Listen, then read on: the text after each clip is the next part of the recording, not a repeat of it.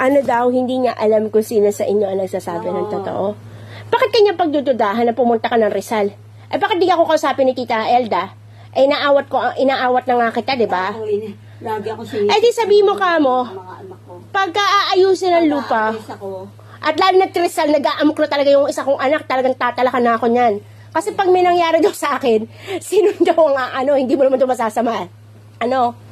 Kaya nga ako, ano ko na nga yung pagpunta doon, nagulat nga daw siya, bakit kami pumunta kapon kay San Jose. Eh, yun ang kutsa sipitan eh. Sabihan. Nagulat siya, ba't siya pumunta? Sabihan ng personal. Oo, na may Pero nakausap mo ba si Tita Neo?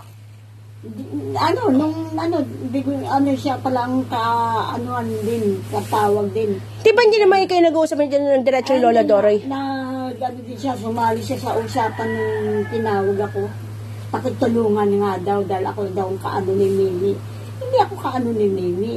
Ako lang, kumbaga sa hindi At saka nang umiiwas na nga si Ate Mimi dahil alam na tumawag na ako, nakialam na ako, di ba? Ako. Hindi na nga bilanggit sa'yo ni Ate Mimi yun. Dahil malamang naman, alam naman yan. Sasabihin ko din naman sa'yo. Kahit sabihin mo, alam mo, sinabi na ni Enay. Di lang ka kanya kausapin. Pinagpipilitan niya, pati pera ni Tito. Wala akong alam doon. At saka patawarin na nila. Basta ko sa usapan yan. At tapos na yan, hindi naman niya, alam mo si Tita Elda, hindi naman niya pera yung nagsumbong na si Sanse kay Tita Ni. Yung ko. Wala akong pakialam na sa sumbungan nila. Basta ang pinag-uusapan, yung tungkol lang sa sinasabi ng damay ako, wala akong alam. Basta, Mama, wag mo na silang tulungan sa lupa. Kahit samahan ng isang araw, kung ganyan na. Siya noon, hindi ka na maabogado, ha? Na samahan lang siya. Siya paglakad at bibigyan. At saka, ako hindi ko kailangan ng pera dahil may nakakaraos pa naman ako. At saka sabi mo kamo kung si Tita Lisa may utak. Ate, ni-record pala kita. Bakit? Kasi paparinig ko lang kay Ate Elda. Hindi sa'yo sinabi. Tapos, ngayon malalaman mo kay Tito Rudy ni-record ka. Kasi kaya naman sinabi sa'yo ni Tito Rudy, dahil alam niya nagsasabi ka na totoo dahil napunta kayong dalawa doon. Diba? Tapos pati ikaw una pagdududahan ka pa ni Tito Rudy. Ano yung record niya? O bakit ni-record mo ba? Oo, hindi ko makita eh. Yan ang sinasabi ko sa iyo. Huwag ka nagre-record. Inadya na rin ng panahon. Kasi kako, bawal yung ginagawa nila. Ebidensya naman, picture license saka... na maayos. Nagpakuha tayo ng picture. Tapos paghihinalaan nila na Kesan sila. Hindi nila iniisip yung ginagawa nila na mali yan. I-record ka rin, tapos napatunayan ng Tito Rudy na wala ka talagang kinalaman doon. Nakita niya mismo na yung sasabihin niya sa'yo. Di alam rin pala niya. Pinaghihinalaan ka din niya. Sobra kayo.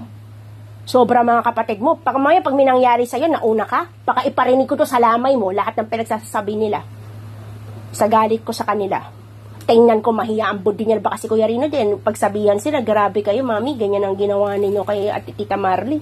Hindi man wala mo nga, kung sa akin, mama, nagagalit sila, naggagawa sila ng story, hindi ko sila kinakausap. Hindi lang din naman ako ang pamangkin na hindi ko makausap sa kanila. Di what more pa kay Ate Mimi, di gawa-gawa lang nila yon. Diyos ko. Ako din naman ninyo, Walang kako, grabe sila. I-record ka pa, last Saturday na Tapos mapatunayan Tito Rudy na wala ka namang kinalaman, na yung sasabihin sa'yo. Grabe sila. Nako ka na dyan. Pag nalaman ng mga kapatid ko yan, na naman yan. Uuramentado. Sinasabi ko sa'yo. Kasi ako, ganito reaction ko. Although silent ang treatment ng mga yan, magwawala yung mga yan. Sabi ko sa'yo.